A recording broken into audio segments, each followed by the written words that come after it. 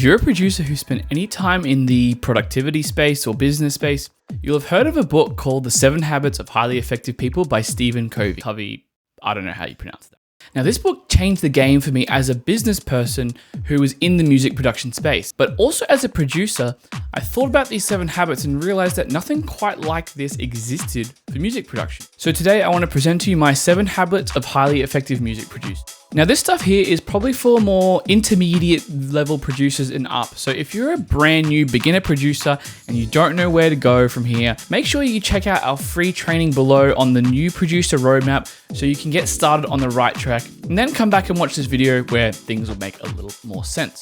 But let's get into it. So habit 1 is what I like to call consistency and rest. In other words, opening up your door and working every day, but with a caveat, and that's to take one day off a week. There's already quite a bit of advice out there on the idea of working on music consistently enough so you build skills. I probably don't have to tell you that the more time you spend in your door, the better of a producer you're going to be. I've talked about this with our email subscribers and on this channel before, but you need to establish that minimum baseline amount of time that you can reasonably commit to each day in the studio. For me, that might be an hour. For you, it might be 15 minutes or maybe an hour or so. I don't know. You could be 3 hours a day, whatever it is, and then you can build up from there. But I want to take this a bit further because lately something I've been thinking about is this idea of rest and how to find that balance between consistent work in the studio and rest so you can let your creative juices flow and come up with new musical ideas and production ideas. So this is why I take one day off for me on Sundays every week so that I feel refreshed on that day. I don't have to think about, oh, am I going to go in the door today? I can just let musical ideas come to me. I can let my creativity roam free.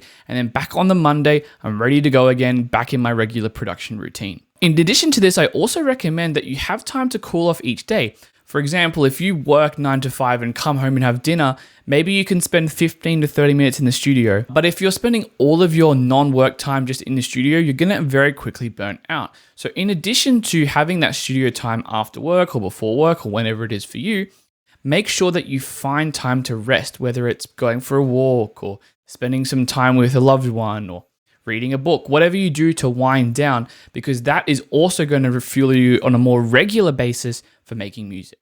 At the moment, for example, my routine, as I mentioned, is I'm really busy with EDMProd, despite, this being a music production education business.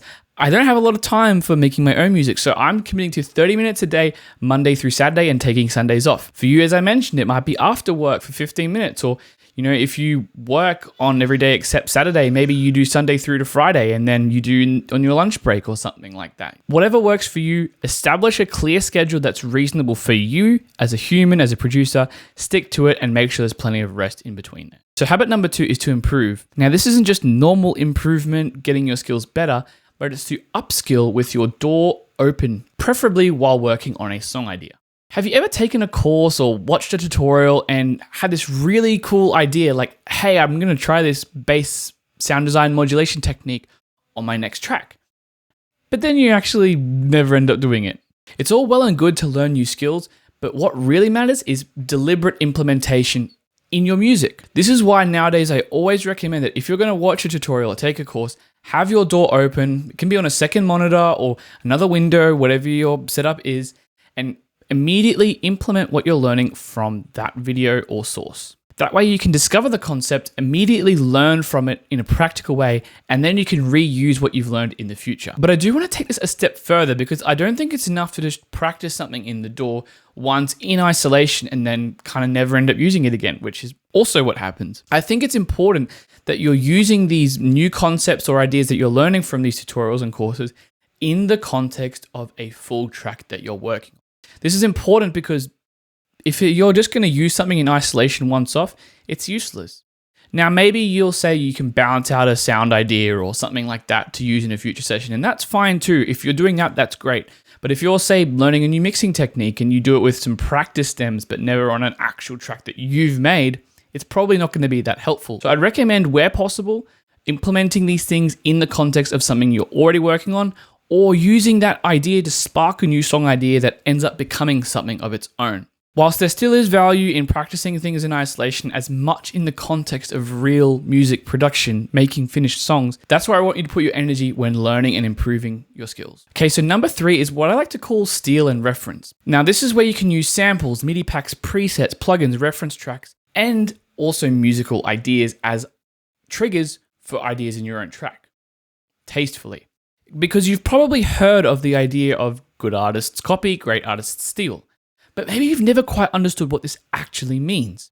I mean, like, are you asking me to steal someone's track blatantly, like verbatim, and then just call it my own? Of course not. That's copyright infringement and also unethical. But stealing in this context actually means taking existing ideas and making them your own so it feels like they are fully original, even though in the real world, is anything really truly fully original? No. But copying is actually less exciting because it just means taking an existing idea and just copying it exactly as it is, like, for example, a rhythm, and not really making it your own. So that's where those two differ. So there's two types of ethical stealing here. The first is, as I mentioned, using presets, pre-existing sounds, things that are built for you as a producer to use in your own music. You can use these things in your own way, layer them up, process them, reverse them, whatever you're doing to sound, MIDI presets, tweaking them. The other form of ethical stealing, though, is a bit more ambiguous, and it's where you actually take an idea from a song, such as a rhythm or a melody or a chord progression or a combination of elements, and apply it in your own way to your own music. Let me give you an example of both of these. For the first example, let's say you've taken a splice sample of a guitar,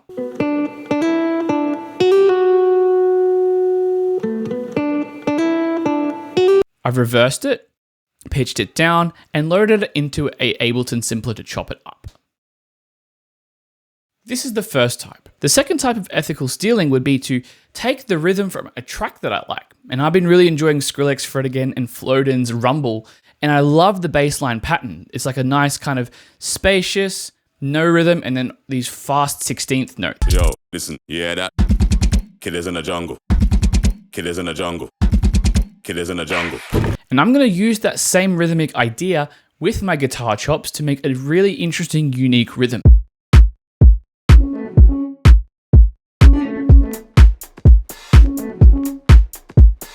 See how it's similar, but it's different? That's the power of stealing and referencing other things to make your music better, to give you something to aim towards, and have unlimited access to a pool of creative inspiration. Habit number 4 is to finish music. Another way I like to put this is, every project needs a final export, even if it sucks. Finishing music, even if it's bad, is necessary to grow as a producer, and this is not a concept that I'm sure a lot of you are not familiar with. I've talked about this a lot on the channel. Basically though, if you're not familiar, it's at the point where you decide, I'm done with this track, I'm moving on to the next one, even if it's not perfect. That way you can chuck it in your folder, call it done, and conceptually and mentally move on to the next track. You don't have to release this. You don't have to show anyone. You don't even have to hear it again if you don't want to. Now, some people prefer to focus on one track at a time when building the habit of finishing. Others, like me, like to have a few, 5 to 10 tracks on the go that I can kind of chop and choose between to have some freedom and flexibility. Whatever works for you, having a rhythm of finishing consistently and then moving on is so important to your growth as a producer because it allows you to not get bogged down. It allows you to learn from your mistakes and ultimately grow and become a more effective music producer. I've talked a lot about finishing, as I mentioned, so if you want more resources on finishing, check out my 5 reasons you can't finish music video. Habit number 5 is to ask for feedback. Seek out feedback from both producers and non-producers and implement it. Now, one of the most important things you can get is high quality, actionable feedback on your music.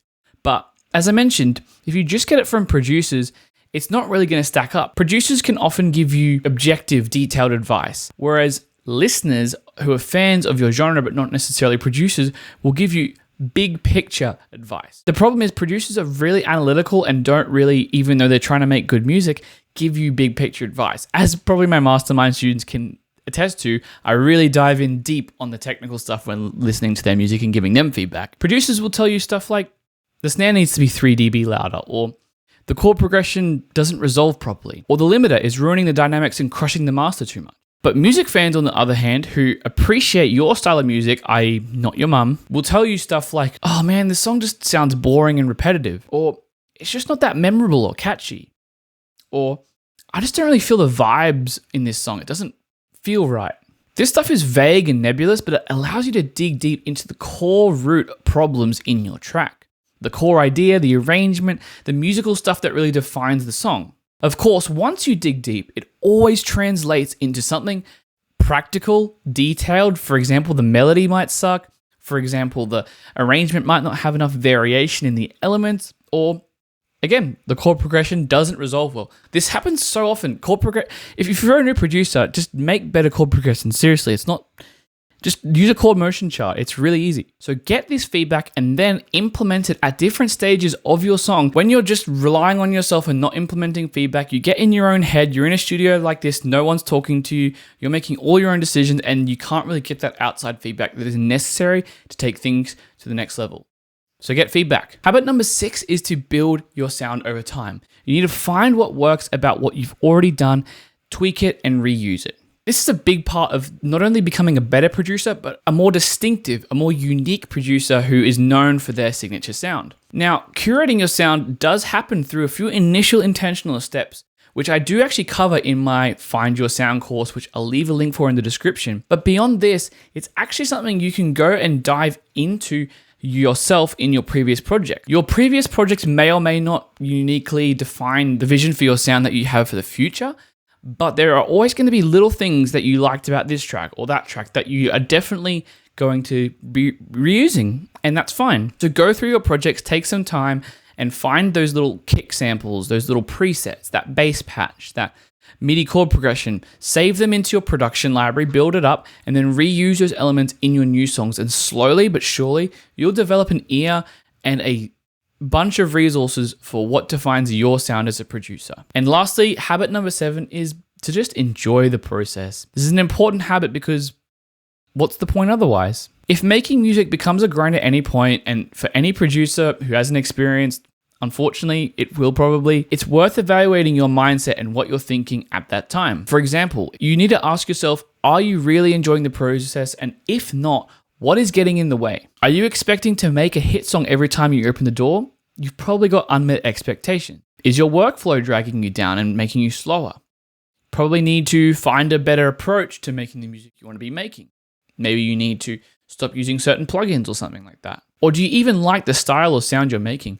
If so, maybe you need to get different resources or try something different to make the sound you're trying to make. It's important to identify these mindset issues, tackle them while they're fresh so you can continually prioritizing enjoying the process of making music, because that's really what we all got into this for, right? And that's what it's all about. And that is my 7 habits of highly effective music producers. If these are a bit new to you, this is a video you can bookmark and come back to at any time. And if you are a new producer, like I mentioned at the start, make sure to check out our free video training down below in the description so we can get you started on the right path towards becoming a successful music producer in the least time possible. And whether you're a regular or a new viewer here, subscribe, like, and I'll see you in the next one.